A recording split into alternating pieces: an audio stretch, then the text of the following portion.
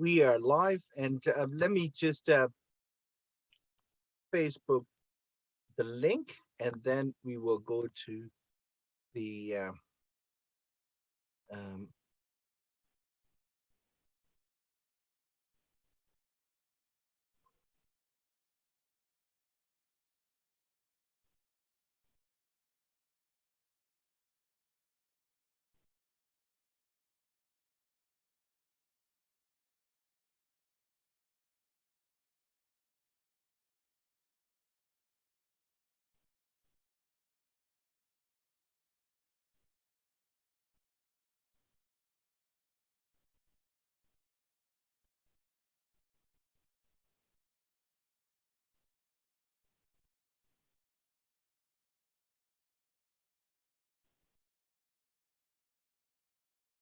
good evening. If you are watching this 4C dialogue on democratic struggles from Southeast Asia or Far East, Japan, Korea, China.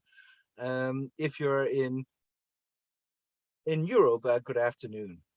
I am Zani. I am the host and organizer of Forces of Renewal dialogue series on democratic struggles, and I have a very distinct pleasure to welcome my Bosniak brother, a well-known human rights activist, a long-time veteran activist of the human rights movement in Bosnia and Herzegovina called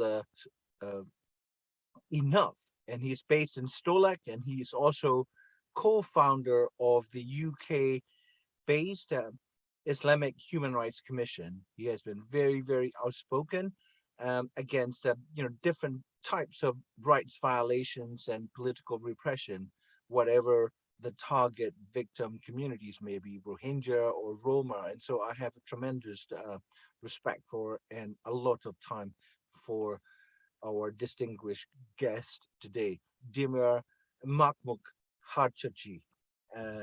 So I am still struggling with his Slavic or Bosniak name, and when we travel to his country, Bosnia, for the May 9th, the Europe Day of Victory over fascism, then I will have a chance to learn properly how to at least say his name correctly. Welcome.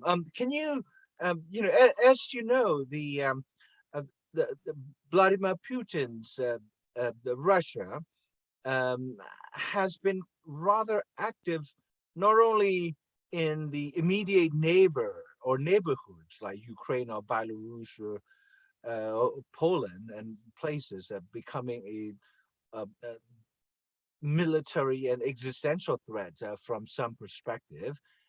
You're based in Stolac, Bosnia, and you have had at least 2 decades of experience working as a human rights activist, a politician, and also geopolitical observer. Can you give us a sense of the Russian activities in the region, in the Balkans, Serbia, the Montenegro, as well as your own native Bosnia-Herzegovina? Well, first of all, hello, Zani. Hello, everybody listening.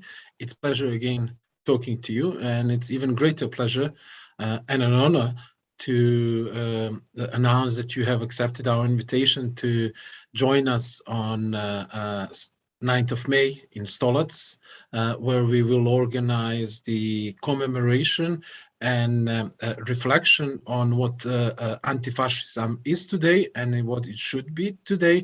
We will have 4 panels with the distinguished guests from the region and internationally. We will live stream it, and hopefully we will start discussions on wider level, how to prepare ourselves as small groups and individuals worldwide for situations like this one, where we are now, without falling in the trap of liberal capitalist corporations, because this is a time where it's very easy to lose the sight of level of blames, and what the hypocrisy on worldwide arena. A couple of months ago, we spoke also about Russia, Ukraine, Bosnia and Herzegovina, and how everything affects us here in the Balkans. And at that time, I was talking to you about my article about the negation of genocide in Bosnia and Herzegovina and attempts to dissolve my country, Bosnia and Herzegovina, by the forces that are were very closely linked and are still very closely linked to directly Vladimir Putin and the Russian regime that is now perpetrating the aggression onto the sovereign state of Ukraine. At that time, I was very worried that forthcoming invasion of Ukraine would directly influence a security situation in my country, because the Russian forces in Bosnia and Herzegovina and in Serbia and in Croatia were waiting for a big achievement of their patron, Vladimir Putin, that would embolden them and empower them to make steps that they have already agreed with the Putin towards stirring up troubles in Bosnia and Herzegovina and dividing it in a long term. So they were preparing all these steps through negation of genocide in Bosnia and Herzegovina, through dehumanizing Bosniaks by calling them in Islamophobic terms Muslims, because this is what especially does a member of the Bosnian presidency that comes from the entity of Republika Srpska. He is a Serb hardcore nationalist, and he's very close to Putin. He just recently spoke to Lavrov, the foreign ministry of Russian Federation, and he was taking instructions definitely from him. So he deliberately does not use the term Bosniaks as describing them one ethnic community in Bosnia and Herzegovina, but uses it in a derogatory way, a term Muslims, with which he intends to drive Islamophobia within those who are listening to him, especially Western listeners. What they were surprised and shocked, these pro-Russian forces, is that the mighty Putin and the mighty Russian army were not able to run over Ukraine in 48 hours as they have hoped for. So their plans, and nothing to do with the Western so-called democracies and liberal capitalist corporations, but it is primarily to do with the stiff, unexpected resistance of Ukrainian army, of Ukrainian territorial forces, and of Ukrainian civilians that have blown apart for some time, at least, these aggressive plans of pro-Russian Serbian hardcore nationalists. So if you ask me how I feel currently in this position, it is very strange to say, but blood of Ukrainian resistance fighters are buying us peace in Bosnia and in Balkans. Also, because of this, you can see some very unusual steps taken by the Serbia proper that is trying to balance between West and Russia, the president of Serbia, Aleksandar Vučić, he is trying to sit on more than 2 chairs. He's trying to sit on a 3rd chair as well, trying to get the Chinese involved in all these sort of things. So he was shocked with the way the things were happening, and that the Ukrainians are having such a staunch resistance, to the point that unexpectedly, because he had to move towards west, he suddenly realized that Russia is too far, that there are NATO countries between Russia and Serbia, between Russia and the Serbian hard nationalists, so that in United Nations General Assembly, on account of voting for the resolution that would call the aggression of Russians at Ukraine by its true name and calling for sanctions and all of this, the Serbia voted for. It was not sustained or against, but it voted for. Many analysis and many people predicted that the Serbia would vote that it would stay sustained, and even against. But because it felt that geopolitical strength has shifted towards NATO, towards West, towards Western democracy, but nothing to do with the West, NATO and Western democracy, but purely by the resistance in Ukraine, they felt that they need to realign away from Russia and Putin towards Western states, NATO. My country, that has a very specific foreign policy making decision system, where you have 3 members of the joint presidency. Each one of them is of different ethnic nationality, Bosniak, Croat, and Serb. And they have to make a decision by consensus on international arena. The Serb member of the joint presidency is Milorad Dodik. He is very close intimus of Vladimir Putin, and he has been driving very strongly pro-Russian line all this time. He left the meeting. He did not vote yes or no. He left the meeting of the joint presidency before decision was made. And the other 2 members of joint presidency, they used the decision made in 2014 when the Russian annexed Crimea, right, to instruct the Bosnian ambassador in United Nations to vote for. For the annexation of Russian. No, for the resolution against the aggression of. So this was against the willingness of Milorad Dodik, of the Serbian member, and he's basically been saying it that this has been done without the Serb consent. Right. Generally, majority of the Serb population is still pro-Russian, at least the way we see it from media. There have been many pro-Russian rallies in Banja Luka, in Belgrade, in other places in Serbia.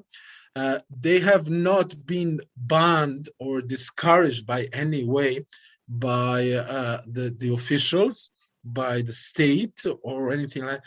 But also they were not that massive either. So there is this sense that the majority of Serbs are pro-Russians, but there are no really proofs to that, except that the media is presenting it. It's a propaganda system. Right. Can I interrupt you? Because for those who are listening who might not be informed about the the Balkans, particularly the Bosnia.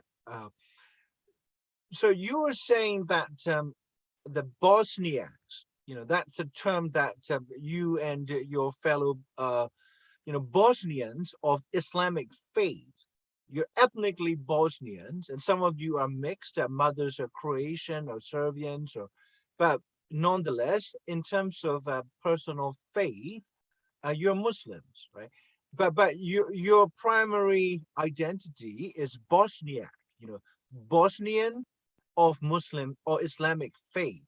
But what you're saying is that the Bosnians who are Muslims, they have been deprived of their ethnic affiliation or identity, and also the same ethnic or ideological forces are involved in what you call negation of the genocide, right? The denial of the genocide that took place around 1994, following the disintegration of Yugoslavia, right? So how are these ideological, right-wing, racist, anti-Muslim forces? As you know, just yesterday, the United Nations declared 15th of March, the International Day of Islamophobia, or against Islamophobia. So Islamophobia has become something like the anti-Semitism, right? Anti-Semitism is a hate, the hate ideology, and so Muslims since 9/11 have been rather subjected to this kind of racism with calls for hate crimes and violence against them. So can you explain the religious dimension? Because like the Russian invasion of Ukraine doesn't have this religious dimension, right? It's a almost purely economic and perhaps definitely geostrategic and geopolitical maneuver by Putin, right? But the Ukrainians and the Russians, they share Orthodox Christianity as predominant religion. But in your country, you've got 3 official languages, right? Like Sarajevo is considered one of the most culturally diverse and celebrated cities in all of Europe. And so, there are a lot of really positive developments since 1994. The genocide ended. But what you're saying is rather disturbing in that the Christian Orthodox fundamentalists from within the Serbian nations, are now aligning themselves with Vladimir Putin and his autocratic regime. Well, where does that religious, the bigotry come in? Well, you put so many things in you mixed it so much, and it is mixed, and it's very difficult to simplify it. Let's put it this way. Bosnia and Herzegovina, my country, was part of the former Yugoslavia, Federation of former Yugoslavia, as one of the republics. There were 6 republics. In a process after the fall of Berlin Wall, disintegration of the Warsaw Pact, fall of communism, Yugoslavia was going through a phase of disintegration. First country that left, first republic that left through referendum was Slovenia. Second one was Croatia.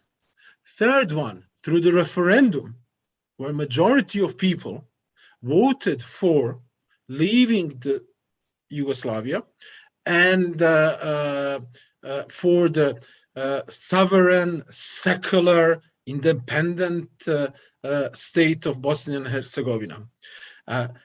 After the referendum succeeded, and after we started getting the international recognition, forces from outside of country, from the Serbia, that's another one of the republics during the former Yugoslavia. That was a largest republic in former Yugoslavia, had most of the control of the armed forces and other resources, launched an attack on my country. Before that, it launched an attack on Croatia and briefly on Slovenia before that. But it launched very concentrated attack on my country with the aim to suppress a right to fulfill the referendum to be a sovereign state. At that time, around 1/3 of our population in Bosnia and Herzegovina were declared to be Serbs as ethnic community. And most of the Serbs, or all of the Serbs, are considered to be Orthodox Christians.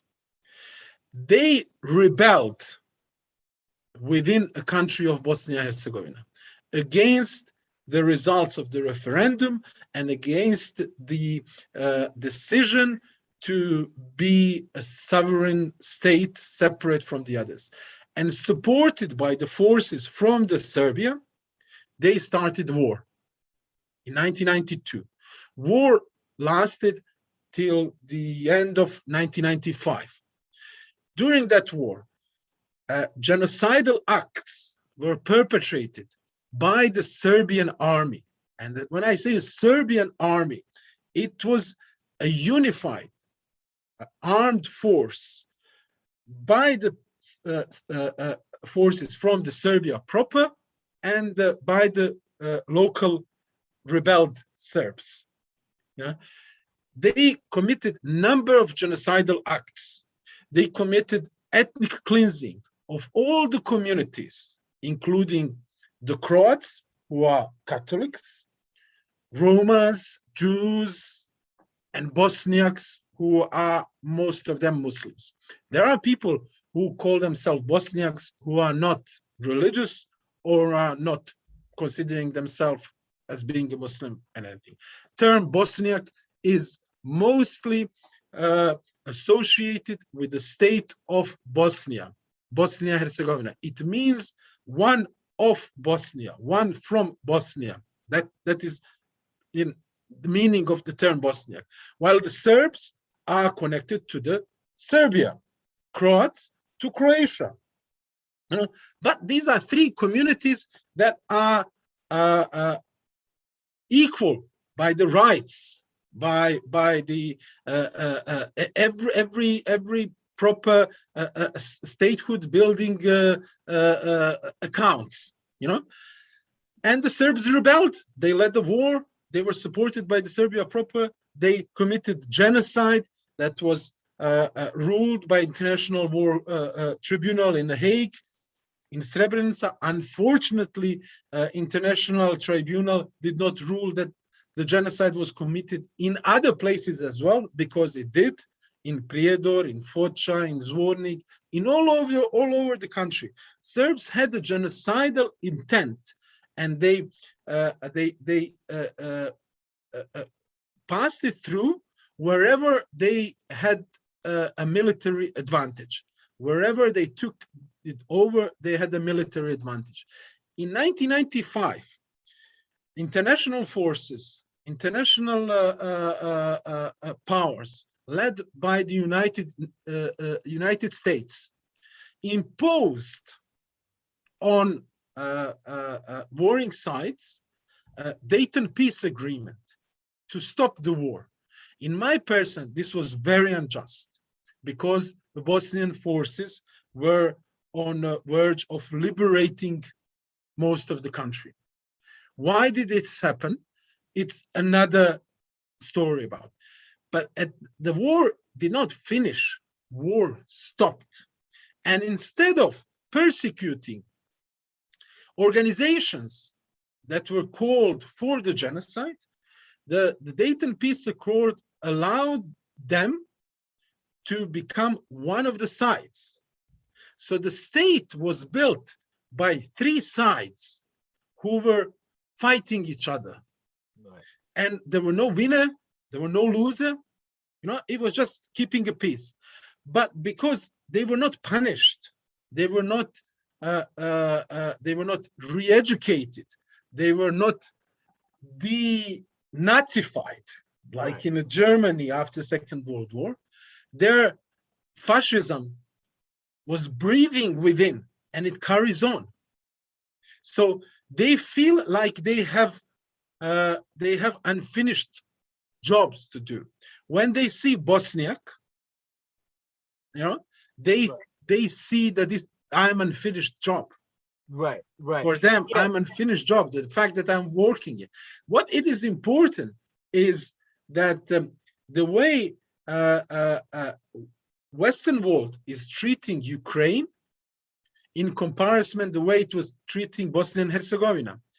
Bosnia and Herzegovina was attacked from Serbia proper. Right. The forces fighting in Bosnia were supported by the forces from Serbia proper. They had the same excuses that they are doing it to protect their own minority. So the Putin is saying, we come to Ukraine to prevent genocide in Donbas region. They're using the same excuse like Hitler did with saying it, we are taking the Sudetenland from Czechoslovakia because the minority of Germans are living there and we want to protect them.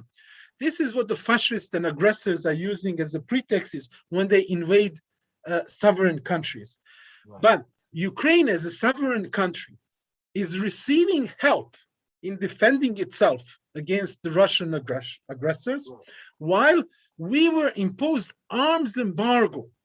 Right. We were not allowed to defend ourselves. We were not allowed to buy guns.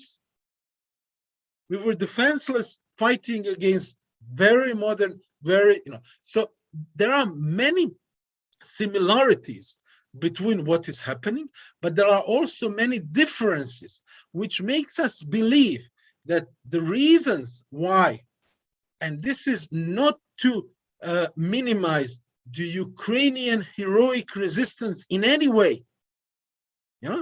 but the difference is between the way the West is treating Ukrainian resistance and the way they were treating Bosnian resistance is most likely because of Western Islamophobia.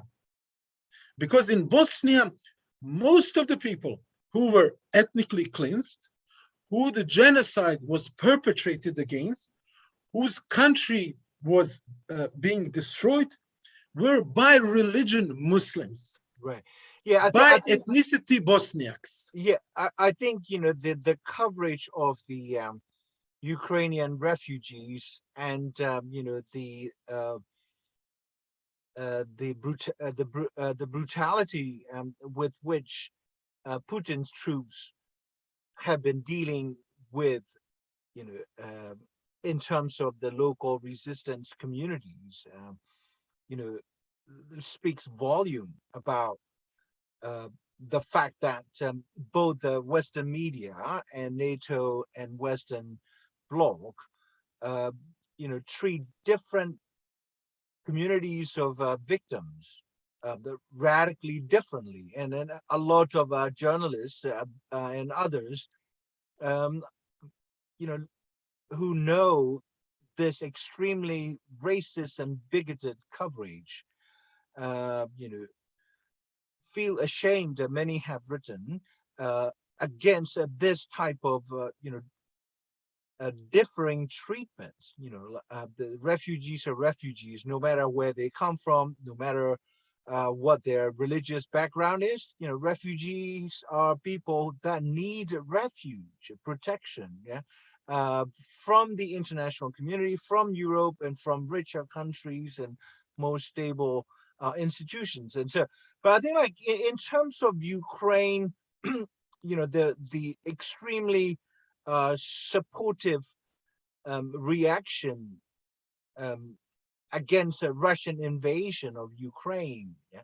I think, obviously, I totally agree with you that religion plays a major role, but there's also, geopolitical and very much economic elements. Say, for instance, the Americans, they have been pressuring Germany in particular and other European countries such as Italy as well, that rely very heavily on the import of natural gas from Russia, right? Like the Nord Stream 2, the project is dead now, right? The Germany or like European Union as a whole imports roughly about 40% of its natural gas from Russia, and that some of the or the original natural gas pipeline goes through Ukraine, I believe, right? And also like Poland into European Union countries. And so there's an economic, what are the economic dimensions that you detect, may drive, Russia and to a perhaps lesser extent, China's, footprint in the Balkans? I mean, what are the minerals, resources, the labor, manufacturing sectors, consumer markets? Are there things that are significant enough to influence these, external actors, particularly Russia and China in your region? To influence what?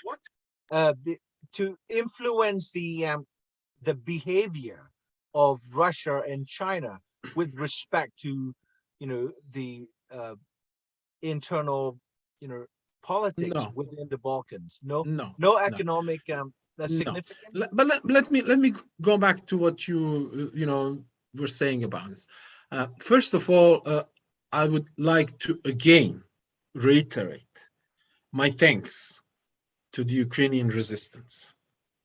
And also, I would like to say that they surprised not only Russians, but they surprised even more Americans in the West. Americans and the Western countries allowed Russia to attack Ukraine. The silent agreement was do it quickly, do it painlessly. We will raise some noise, and within 5 to 10 days, it will be similar like what you did with Crimea. We will give some sanctions and all this. You see how unprepared West was for action, how unprepared was for sanctions as well. They never considered taking Russia off SWIFT. The Ukrainians imposed on Western countries obligation, the moral sense, to remove Russia from the SWIFT. All the sanctions that the Western countries imposed on Russia are definitely due only because of perseverance and persistent resistance of Ukrainian people. I agree in part, because sorry to interrupt, because Joe Biden, the U.S. president, had this Freudian slip when he said, well, maybe the Russians will have the minor incursions, right? Exactly. And so we need to go back. The whole of the public relations department of the U.S. government sprung to action and tried to say that, oh, no, like, that's not acceptable. But already the genie's out of the bottle. So people realized that the Americans were prepared to accept, some kind of Russian military actions. And if they're like, they warned that, okay, there will be full-scale war, right? And then they say, well, we predicted this. And so there's a radical shift in the American rhetoric around Ukraine. And so, what are the major issues that you see in terms of this new, obviously, almost hot war? We're now living on the knife's edge. Like people. Let me put it this way. Let me put it this way. There was a silent agreement between West and Russia. The Ukrainian president, before invasion started, was warning the Americans not to use such a language. He was saying it, what you're doing? You're telling us to surrender, or it's going to be minor incursion.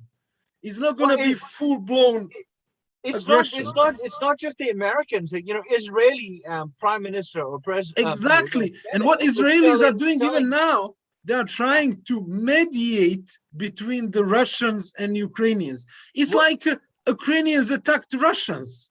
I mean, what do you mediate between? It's like you are punching me and I'm on the ground, and somebody's going to come and say, hey, don't fight. But I'm on the ground. You're fighting me, kicking me. You know, I'm not the side to agreements. Get off me. Get out of my country. You know what? You know, we are not equal in talking about this. And anybody who is asking the Ukrainians to negotiate with the Russians is a hypocrite.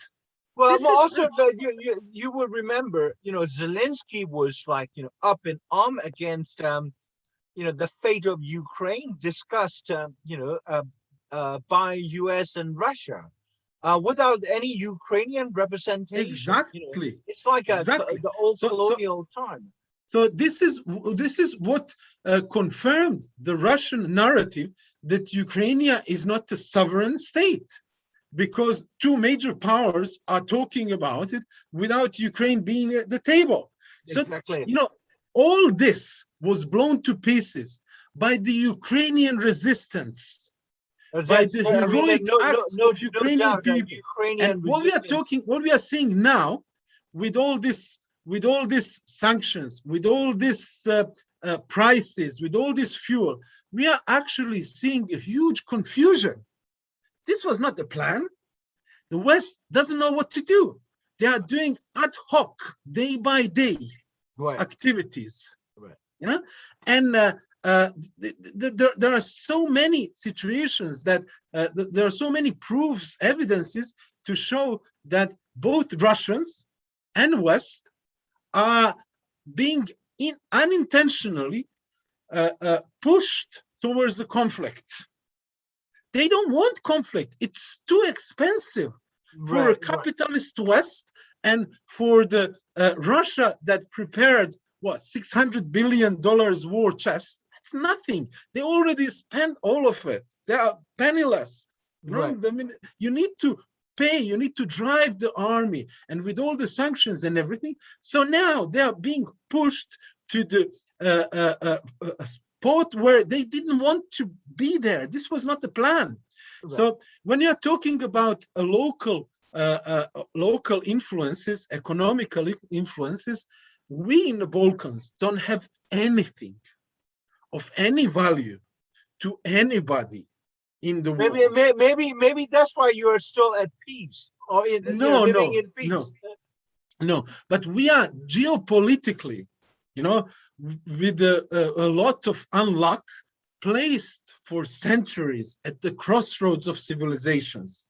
Yeah, the division and the between Hungarians. Eastern and Western Roman Empire was cutting this place. So both Orthodoxy and Catholicism, then the Ottoman Muslims, and all this. This is the crossroad of civilizations for so long. So now, what is sensitive is that deep within a NATO power, NATO geographical area, you have Russian influences. You know, this is what makes it so sensitive. This is what makes it sensitive to everybody. And Russians were playing or keeping this card in a case they need it for bargaining. One of the games with these cards that were used to be played was to say, we will let you take over Ukraine, but in return, we will clear your influence from Balkans. This was a deal. The deal that was silently agreed between Americans and Russians, but they did not take in account the heroic Ukrainian resistance.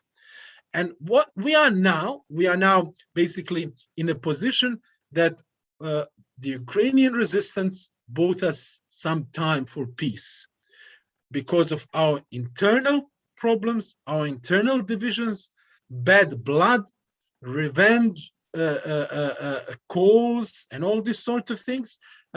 We sort of got some time of peace in this area. Regarding the economical effects, and this is going to grow even more, we are having a huge inflation, from the fuel prices to the flour prices. It's like 3 times more. Yeah, of course, the price of grain has shot up, right? It's unbelievable. Or edible oil, sunflower oil. It's gone like 3 times in 15 days, 20 days. People are scared that they will have money, but they will have nothing to buy with that money. Yeah, so money will be rendered rather worthless. Exactly. Like even UK, we are experiencing 30 to 40% price hike in consumer prices. The petrol, 1 liter used to be £1.30, now like £1.60p. Just yesterday, and so it's quite economically destabilizing. And what about the views from your neighbors like Croatia? How do they see this conflict? Croatia is a member of NATO, unlike Ukraine, right? And the Croatian president, which is very strange, is a very prominent Russophile, and he, before the aggressions, was giving statements that Ukraine shouldn't be in NATO, and Russians called him the only reasonable president in Europe. He is Islamophobic. He is a part of this. Just 2 days ago, he again called my country as being a big mess, as and these are all terms used to dehumanize people living here and to make attacks and dissolution. He's using all this as a justification, saying that his people, Croats in Bosnia, are being not treated well. The same tactic that the Putin used for attacking Ukraine, the same tactic that the Hitler used with the Germans in Sudetenland, for interfering in another sovereign state country. You call upon your people living in that country that you need to protect them, and in the process of protecting them, you have a right to destroy others. This is the Croatian country. The Croatian government has not removed itself from its own fascism that goes back from the Second World War and alliance, and they are very hardcore nationalists with aspiration towards my country. And the Croatian president is very closely cooperating with the hardcore Serbian member of the presidency from my country. It is just unbelievable. Somebody needs to do simplified study of this for your viewers, because I'm living here and I have so many things to say that I cannot simplify it. I cannot, bring it to you. But the Croatian country is definitely not playing its role as it should be, as should European country do. But again, we are coming back to the hypocrisy of European democracy, of EU and the Western country. Because let's just put it this way: you were talking about the refugees and an equal treatment of it. I don't need to go as far back to compare a treatment of Palestine and resistance in Palestine to the treatment of Ukraine and resistance in Ukraine, or a treatment of Yemenis in resistance to Saudis or many other places, Kashmiris, or you know, all the other places, the difference in treatment, or refugees coming from those places. All we need to see is the way that the white Europeans are treating Romas from Ukrainian Romas when they try to cross the borders. If you ask somebody to do analysis, what is happening with the Romas in Moldavia who crossed the borders from Ukraine, running away from war? They're being treated like not third-class citizens, but not like human beings at all, like dogs.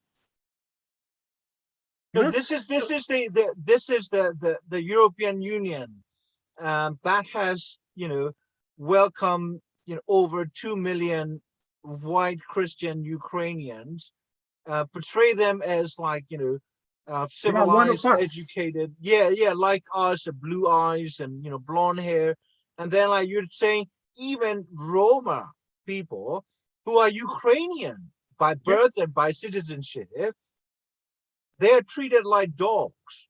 That, you know, I mean, this is obviously like we have all been so painfully aware of this, but it's extremely, you know, disturbing because, you know, Europe was the origin of 2 world wars, multiple genocides, not just one.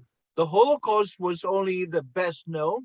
You've got, you know, multiple genocides across the, you know, the Baltic republics, Lithuania, Croatia, and then your own country of Bosnia Herzegovina, and then Croatia was actually, you know, taken to court by Bosnia Herzegovina, along with Serbia, right? Croatia has a long history of homegrown fascist movements, you know, and so the so where do you think the you know, these like you know, dark forces are, you know, they're taking the Balkans in the wake of this you know, rather chilling, you know, the Russian invasion? And also my other question is, do you think the you know, the Western rhetoric that the West is defending a sovereign democratic country of Ukraine, whereas in fact you mentioned that the West was about to hold its nose if, you know, Vladimir Putin takes a few more, you know, inches of Ukrainian land? But then like what you were saying is like Ukraine turned out to be a rather independent and you know, self-defending a nation. So that was something that no one in the NATO had factored in. Exactly. So yes, as per your first question, where are the dark forces taking the Balkans to? It's very hard to answer that question because the things are so fluid. Things happen day by day. I think that all those plans that existed 3-4 months ago are gone, finished. The Ukrainian resistance redrew the world politics. They brought conflict between Russia and the West that neither of them wanted. You know, it showed the way forward to all those struggling communities and nations, and learned and taught all of us very important lessons. Don't trust friends. Right. Organize yourself. Don't give up. Fight. Be honest. Be truthful to yourself. You know, and all the attacks, you know, brush them aside. Just fight. This so. And without saying it that, again, minimizing the resistance, we could find in each one of those people that are leading Ukrainian resistance some faults. For example, Zelensky has given a support in Zionist attacks against the Palestinians a while ago. and this is nothing to do with the Jewishness, and this is something that we should not fall in a trap, but if we are to judge on day-to-day activities, currently he's a hero, and we should not allow anybody to say, oh, he did this, and this is why we should not support him. No, we should support actions when they are good. We should not be hypocrites like a West, where we are taking into account who is doing what, not what is being done. So this is the way how I think things can change. I think that prolonged Ukrainian resistance will bring fall not only of the Vladimir Putin and Russian fascist imperialist designs, but will also bring absolutely to the clear to everybody, because this is a modern age of media that cannot be stopped, the hypocritical democracies.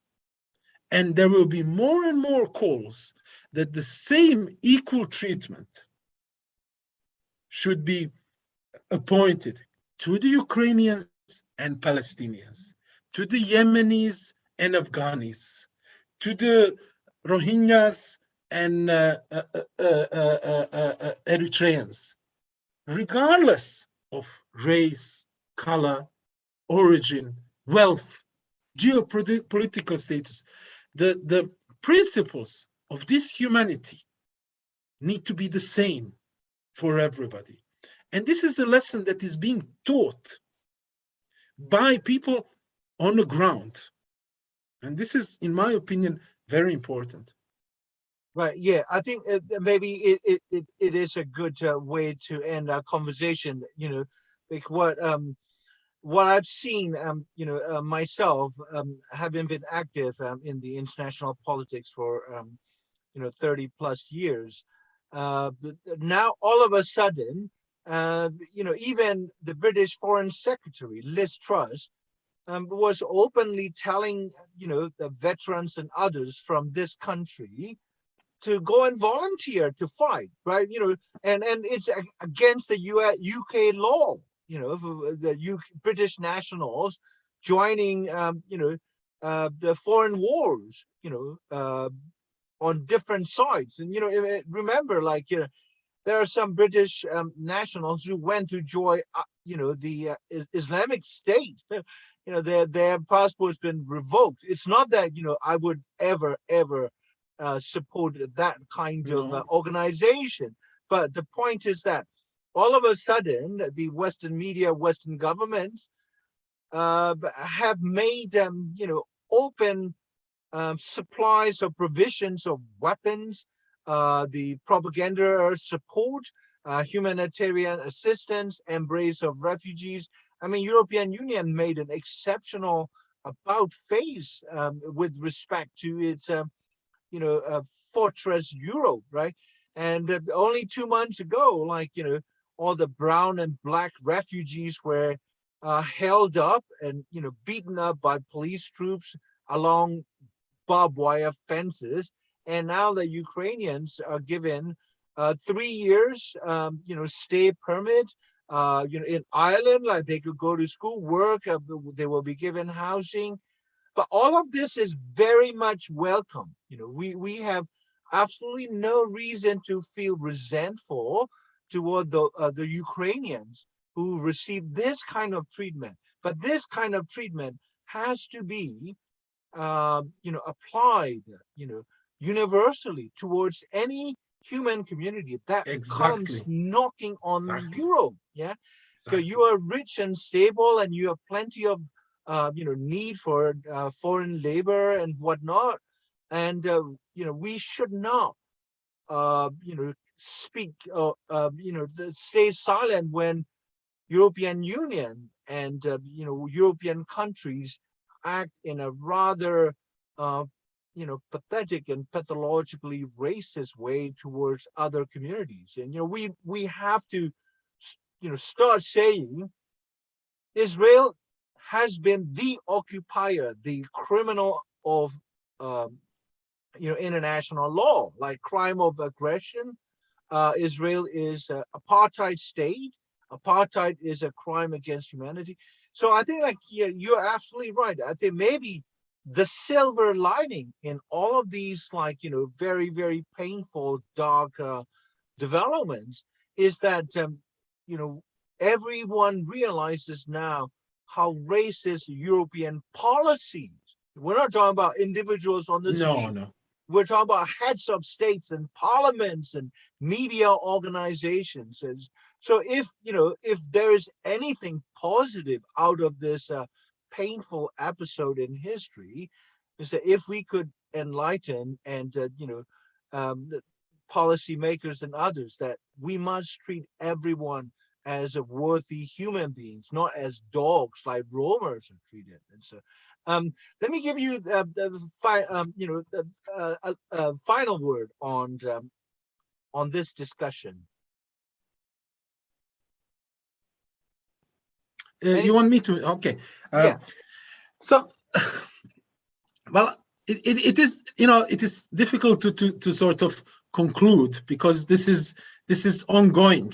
I think what we just reached both at the end is that in no way should any one of us, of left, libertarian, socialist, pro-humanity activists, minimize or degrade Ukrainian rights for defense, their heroic resistance, or nor should any one of us in any way try to relativize or justify the Putin's and the Russian aggression on Ukraine. We need to be straight. We should not be hypocritical as well, saying just because we don't like somebody on a personal level or what somebody did or said or this sort of things, So we need to start building a movement that is honest, that is straightforward, and unfortunately learn from the lessons on the ground. This says so. This is very important because the Ukrainian resistance needs support in media, needs support in philosophy, needs support in any possible way, financially if you can. But this says so on one side. We should do everything in our power to emphasize the double standards and hypocrisy of Western democracy. We should unmask them completely, because as you said, the worst human rights violations in the last 150 years, 200 years, were started by white men, colonialist European. And this should be forced back to those politicians and say, look, you don't have a moral high ground to preach to the rest of the world. You have stolen goods from the rest of the world in the last 100 years, 200, 300 years. And you have destroyed the rest of the world. You plundered the rest of the world.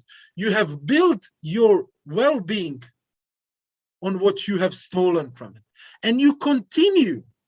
You're not finding the right way. You continue doing things. And we should say these things aloud, fearless, to every possible way, regardless of the price. This is the only way how we can move forward for a better world.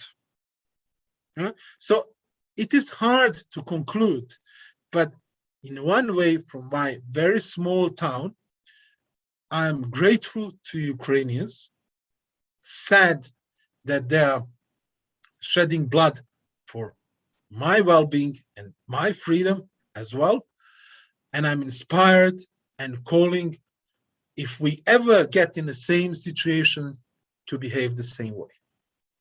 Well, thank you very much for sharing your thoughts and time. And I've got a very close Ukrainian friend, just outside of Kiev. a filmmaker now holding AK-47, and I don't know like whether he's still alive or he's been killed in action. The last time I heard was 10 days ago. That's what he was doing. And so you've been listening to a Bosniak leading activist and civil rights leader, and also a very trenchant critic of Western racism and the hypocrisy. And Dimmer, thank you so much, and I'll see you in Stolac in a few months' time. See you soon, my friend.